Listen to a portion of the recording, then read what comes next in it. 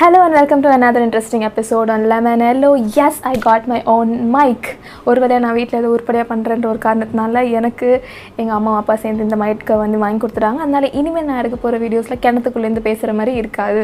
So with that set, இன்றைக்கி உங்களுக்கான task என்ன அப்படின்னா, நான் ஒரு இப்போ நம்பர் சொல்லுவேன். அந்த நம்பரோட பேர் என்ன நீங்கள் சொல்லணும். ரெடியா? ரெடி.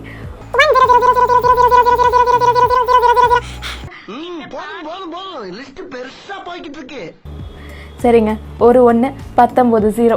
இது என்ன நம்பர்னு நீங்கள் எங்கிட்ட கரெக்டாக சொல்லணும். Tick 1, tick 2, tick 3, tick 4, tick 5. Exactly. அது குவாட்ரில்லியன். ஒரு குவாட்ரில்லியன் 2 குவாட்ரில்லியன் இல்லைங்க, 10,000 குவாட்ரில்லியன். ரொம்ப பெரிய நம்பர் இல்லை. 10,000 குவாட்ரில்லியன் டாலர்ஸ் வர்த்தான ஒரு பொருள் நம்ம ஸ்பேஸில் இருக்கான். அதுவும் எங்கேயோ இல்லை, நம்ம சோலார் சிஸ்டம்லேயே இருக்கான். அது என்னன்னு தெரிஞ்சுக்கணுமா? வாங்க வீடியோக்குள்ளே போகலாம்.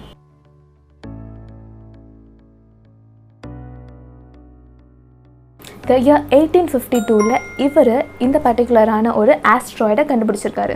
இந்த ஆஸ்ட்ராய்டு எங்கே கண்டுபிடிச்சார் அப்படின்னா, நம்மளுடைய சோலார் சிஸ்டமில் ஜூபிட்டர் அண்ட் மார்ஸ் நடுவில் ஒரு ஆஸ்ட்ராய்ட் பெல்ட் இருக்கும். சின்ன சின்ன விண்கல்கள்லாம் சேர்ந்து இப்போ சாட்டர்ன் பிளானட்டை சுற்றி ஒரு ரிங் இருக்கும் இல்லையா, அந்த மாதிரி நம்மளுடைய மார்ஸ் அண்ட் ஜூபிட்டருக்கு நடுவில் ஒரு பெல்ட் ஆஃப் இந்த மாதிரி சின்ன சின்ன ஆஸ்ட்ராய்ட்ஸ் அண்ட் மீட்டியார்ஸ் எல்லாம் சேர்ந்து ஒரு பெல்ட்டாக ஃபார்ம் ஆகிருக்குமா.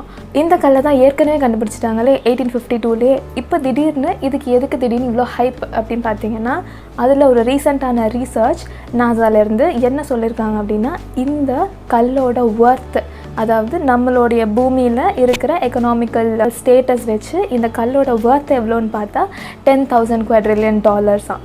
இப்போ இந்த மாதிரியான ஆஸ்ட்ராய்ட்ஸ் எல்லாம் எங்கே இருக்கும் அப்படின்னா, சின்ன சின்ன பிளானட்ஸ் மாதிரி ஏதாவது ஃபார்ம் ஆகலாம் சோலார் சிஸ்டமில், இல்லைனா வெளியில். அந்த மாதிரி ஃபார்ம் ஆகிற பிளானட்ஸ் வந்து மற்ற மீட்டியர்ஸோட, ஒரு ட்ராவலிங் மீட்டியர்ஸோட விண்கல்லோட மோதி வெடித்து செதறி இந்த மாதிரி துகள்களாக வந்து, துகள்னால் தூசி தும்பட்ட அளவுக்கு இல்லாமல் ரொம்ப பெரிய பெரிய மீட்டியர்ஸை, ஆஸ்ட்ராய்ட்ஸை, விண்கல்களாக வந்து நம்ம ஸ்பேஸில் அவைலபிளாக ஆகிடும். இந்த ஒரு பர்டிகுலர் ஆஸ்ட்ராய்டோடைய விலை மட்டுமே 10,000 குவாட்ரில்லியன் டாலர்ஸாக இருக்குமா நம்மளோட கரண்ட் எக்கனாமிக் ஸ்டேட்டஸ் வச்சு பார்த்தா. எதனால் அப்படின்னா, இந்த மொத்த ஆஸ்ட்ராய்டு கல்லுமே வந்து ஃபுல் அண்ட் ஃபுல் மெட்டல்ஸால் மட்டுமே ஆகியிருக்கான். அப்படி ஃபுல் அண்ட் ஃபுல் இல்லைனா கூட அட்லீஸ்ட் ஒரு 60% கன்ஃபார்மாக மெட்டல்ஸால் பண்ணியிருக்கான். அப்போ இந்த ஆஸ்ட்ராய்டோட சைஸ் என்ன அப்படின்னா, மெசச்சூசெட்ஸ்னு ஒரு சிட்டியோட சைஸ். மெசச்சூசெட்ஸ் அப்படின்றது யூஎஸ்ஏல இருக்கிற ஒரு சிட்டி.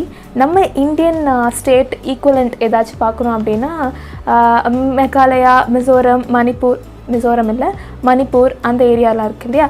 ஸோ அதில் ஒரு ஸ்டேட், மெகாலயா ஸ்டேட் அளவுக்கு, அதை விட கொஞ்சம் பெருசாக, கிட்டத்தட்ட ஒரு ஸ்டேட் அளவுக்கு இந்த கல் பெருசாக இருக்குது அப்படின்னு சொல்கிறாங்க. இந்த கல்லில் ஏன் இவ்வளோ அளவுக்கு மெட்டல் கண்டென்ட் இருக்குது அப்படின்னா, அதுக்கு ஒரு ரீசனும் இருக்குது. நம்ம ஏர்த்தோடைய டிவிஷன்ஸ் எல்லாம் பார்த்திங்கன்னு வச்சுக்கோங்க. நம்ம ஏர்த்தை வந்து அப்படியே 2 ஆப்பிள் மாதிரி கட் பண்ணி உள்ளே என்ன இருக்குது அப்படின்னு பார்த்தா, நம்ம சின்ன வயசுலேயே தெரிஞ்ச விஷயம் தான். ஒரு கோர் இருக்கும், ஒரு அவுட்டர் கோர் இருக்கும், அப்புறம் மேண்டில், அதுக்கப்புறம் தான் க்ரஸ்ட் இருக்கும். ஸோ இந்த கோரில் தான் இவ்வளோ மெட்டலும் இருக்குதுன்னு சொல்கிறாங்க. இன்ஃபேக்ட் நம்ம ஏர்த்தே, நம்ம பூமியே வந்து அதோட கோரே ஒரு சாலிட் கோர் தான்.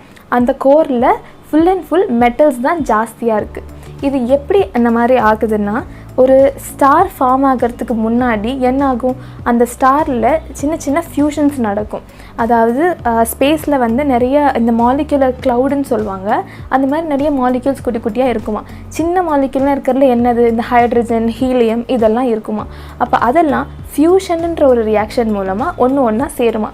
ஒரு ஹீலியம் ஒன்றா சேருது, ஒரு ஹைட்ரஜன் ஒன்றா சேருது. இப்படி சேர்ந்து 2 ஹைட்ரஜன் சேரும் போது ஒரு ஹீலியம் உருவாகும். அப்புறம் ஒரு ஹீலியம் உருவாகும் போது அடுத்த மெட்டல் உருவாகும். அப்படி அடுத்த நம்ம பீரியாடிக் டேபிளில் அடுத்த காம்பனண்ட் எலிமெண்ட்டுன்னு சொல்லுவாங்க இல்லையா, அடுத்த எலிமெண்ட்டாக ஃபார்ம் ஆக கடைசியாக வந்து இந்த அயன், நிக்கல் இந்த மாதிரி ரேஞ்சில் வந்து முடிகிற மாதிரி இருக்குது.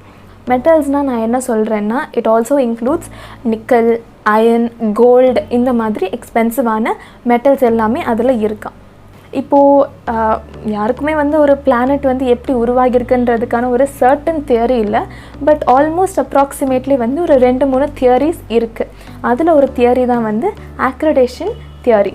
இங்கே என்ன ஆகும் அப்படின்னா, இந்த மாதிரி ஃபார்ம் ஆகிற எலமெண்ட்ஸ் எல்லாம் இருக்கு இல்லையா, இதுதான் வந்து கோர்னு சொல்லுவாங்க. ஸோ நம்ம ஏர்த்தே எப்படி ஃபார்ம் ஆகிருக்கலாம்னா இது ஒரு தியரி.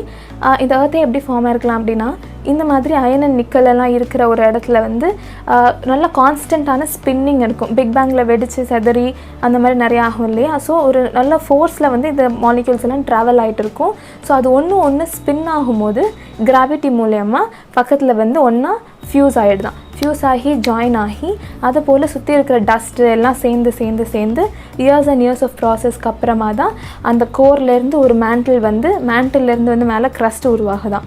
மேலே க்ரஸ்ட்டு வர அது நல்லா ஃபாஸ்ட்டாக ஸ்பின் ஆகும்போது அதோட வெயிட்டு ஜாஸ்தியாகும். ஸோ இந்த டென்சிட்டி மூலயமா என்ன ஆகும்னா மேலே வந்து செடிமெண்ட் ஆகிற சின்ன டென்ஸ் அதிகமான மெட்டல்ஸ் கூட உருகி அப்படியே கோருக்குள்ளே போய் விழுந்துருமா. ஸோ இதனால தான் உள்ளே இருக்கிற கோர் வந்து ஒரு சாலிடான கோராக இருக்குது.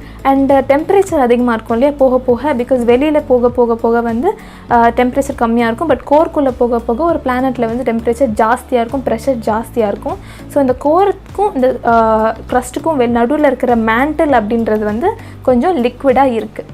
இது நம்ம அர்த்தோட கதை. இது ஒரு சக்ஸஸ்ஃபுல்லான ஒரு பிளானட் வந்து எப்படி உருவாகுதுன்னா இப்படி உருவாகுது. இது ஒரு தியரியாக சொல்கிறாங்க. ஆனால் இந்த பர்டிகுலர் ஆஸ்ட்ராய்டு இருக்கு இல்லையா, நான் சொன்ன மாதிரி இந்த $10,000 குவாட்ரிலியன் ஆஸ்ட்ராய்டு, அந்த ஆஸ்ட்ராய்டுக்கு பேர் வந்து Psyche 16 அப்படின்னு சொல்கிறாங்க. ஸோ இந்த Psyche 16க்கு என்ன ஆகுது அப்படின்னா இதுக்கு ஒரு தியரி சொல்கிறாங்க. என்னென்னா இந்த மாதிரி ஒரு ஃபார்ம் ஆகி இருந்த ஒரு பிளானட்டாகவே இருந்திருக்கும். அது வந்து ஒரு ப்ரோட்டோ பிளானட்னு வச்சுக்கலாம். ப்ரோட்டோனா சின்ன, அதாவது ப்ரீவியஸ்ன்னு சொல்லலாம். இதுக்கு முன்னாடி ப்ரோட்டோ ஆர்கானிசம்ஸ், ப்ரோட்டோசோவன்ஸ் எல்லாம் சொல்கிறாங்க. இந்த பாக்டீரியா, அமீபா இதெல்லாம் வந்து சின்னது. இதுலேருந்து தான் வந்து பெரிய ஆர்கானிசம்ஸ்லாம் உருவாகுதுன்ற மாதிரி சொல்கிறாங்க. ஸோ இதெல்லாம் ஸ்டார்டிங்கில் இருந்தது. Prokaryotic cells, ப்ரோட்டோ. ஸோ ஒரு இளமை தருணத்தில் இருக்கிறது தான் ப்ரோட்டோ அப்படின்னு சொல்கிறாங்க. ஸோ ஒரு ப்ரோட்டோ பிளானட்டாக வந்து இந்த ஆஸ்ட்ராய்டு இருந்திருக்கலாம், இந்த Psyche 16 வந்து இருந்திருக்கலாம். கடைசியில் என்ன இருக்கும்னா வேறு ஏதாவது ஒரு இம்பேக்ட் மூலயமா, இதை விட பெரிய ஆஸ்ட்ராய்டோ ஒரு காமெட்டோ அதோட இம்பேக்ட் மூலயமா வந்து இந்த பர்டிகுலர் ஆஸ்ட்ராய்டு Psyche 16 வந்து ஃபோர்ஸால் வெடித்து செதறிருக்கலாம், ஒரு இம்பேக்டால் வெடித்து செதறிருக்கலாம். அப்படி செதறும் போது மேலே கஷ்டப்பட்டு கொஞ்சமாக செட்டில் ஆகி ஃபார்ம் ஆகிட்டு இருந்த அந்த க்ரஸ்ட் எல்லாமே வந்து விதறவே ஆயிடுச்சு. தூசி தும்பட்டையாக பறந்து போயிட்டு வெறும் அந்த மெட்டல் கோர் மட்டுமே வந்து அந்த ஆஸ்ட்ராய்ட் பெல்ட்டில் சேர்ந்துருச்சு. அந்த மார்ஸ்க்கும் ஜூபிட்டருக்கும் நடுவில் இருக்கிற ஆஸ்ட்ராய்ட் பெல்ட்டில் வந்து சேர்ந்து ட்ராவல் பண்ண ஆரம்பிச்சிருச்சு அப்படின்னு சொல்கிறாங்க. இதுக்கு கான்ட்ரவர்ஷியல் தியரிஸும் இருக்குது. என்ன சொல்கிறாங்கன்னா அந்த மாதிரி வெடிச்சு செதறி இருந்துச்சுன்னா அதோட மிச்ச பீசஸ் எல்லாம் அங்கே பக்கத்தில் இருக்கும் இல்லையா, ஒரு ஆஸ்ட்ராய்டு ஃபேமிலியாகவே அது அங்கே இருக்கும் இல்லையா. தனித்தனியாக இருந்தாலும் அந்த பெல்ட்டில் வந்து சன்னை சுற்றி வரும்போது அங்கங்கே அந்த பீசஸ் இருந்திருக்கும் இல்லையா, அதெல்லாம் எதுவுமே இல்லையே அப்படின்னெல்லாம் வந்து நிறையா கான்ட்ரவர்ஷியல் தியரிஸ்லாம் இருக்குது. பட் இதுதான் மோஸ்ட் ஆம்பிளான ஒரு தியரியாக இருக்குது. பிகாஸ் அந்த அளவுக்கு ஒரு மெட்டல் கண்டென்ட் உள்ள ஒரு ஆஸ்ட்ராய்டாக அந்த ஒரு பர்டிகுலர் ஆஸ்ட்ராய்டு Psyche 16 இருக்கான். இந்த ஆஸ்ட்ராய்ட் பற்றி படிக்கிறது எதுக்காக இம்பார்ட்டன்ட்னு சொல்கிறாங்க அப்படின்னா இது வரைக்கும் நம்ம வந்து மோஸ்ட்லி படித்த எல்லா பிளானட்ஸோடைய கோரும் வந்து ஒரு லிக்விட் கோராக தான் இருந்திருக்கு. ஒரு ஐஸாவோ இல்லை ஒரு லிக்விட் மோல்டன் ஸ்டேட்டாவோ இந்த மாதிரியே தான் வந்துட்டு இருக்குது. முதல்ல ஏர்த் மாதிரியே ஒரு சாலிட் கோர் உள்ள ஒரு ப்ரோட்டோ பிளானட் வந்து அவங்க ஃபர்ஸ்ட் டைம் கண்டுபிடிச்சிருக்கனால இது வந்து ஸ்டடி பண்ணுறதுக்கு மூலயமா ஏர்த்தோட கோர், ஏன்னா எர்த்தோட கோர் வரைக்கும் போய் நம்மளால் வந்து ஸ்டடி பண்ண முடியாது இல்லையா. ஸோ இந்த பர்டிகுலர் ப்ரோட்டோ பிளானட்டில் க்ரஸ்ட்டோ ஒரு மேண்ட்லோ எதுவுமே இல்லாமல் ஜஸ்ட் ஒரு சாலிட் கோர் மட்டும் இருக்கிறனால டைரெக்டாக அதில் ரீசர்ச் பண்ண முடியுது. அதனால் நாசா இப்போ அதுக்கு ஒரு ஸ்பெஷலான ஒரு மிஷன் லீட் பண்ண போகிறாங்க. அந்த மிஷன் வந்து 2022 ஸ்டார்ட் ஆகி 2026 போய் அந்த ஆஸ்ட்ராய்டை ரீச் பண்ண போகுது. Psyche 16க்கு ஒரு சேட்டலைட் அனுப்ப போகிறாங்க. அண்ட் அது வந்து அந்த பர்டிகுலர் ஆஸ்ட்ராய்டை ஆர்பிட் பண்ணிகிட்டே இருக்குமா. ஸோ அது மூலயமா அந்த பர்டிகுலர் ஆஸ்ட்ராய்டு எப்படி ஃபார்ம் ஆச்சு, அதில் என்னென்ன எலமெண்ட்ஸ் இருக்குது எல்லாத்தையும் ஸ்டடி பண்ணுறது மூலமாக ஒரு பிளானட்டோட கோரோட ஃபார்மேஷன் எப்படின்னு ஒரு பர்ஃபெக்டான தியரி கிடைக்கும்னு நம்புகிறாங்க. இந்த கம்ப்ளீட் ஆஸ்ட்ராய்டுமே, அதாவது ஆல்மோஸ்ட் ஒரு ஸ்டேட் அளவுக்கு பெருசாக இருக்கிற ஒரு ஆஸ்ட்ராய்டை நம்மளால் எடுத்துகிட்டு வந்து இங்கே வச்சு ஏர்த்தில் வச்சு ரிசர்ச் பண்ண முடியுமா அப்படின்னா இப்போதைக்கு அதுக்கான டெக்னாலஜிஸ் எதுவும் நம்மக்கிட்ட இல்லை.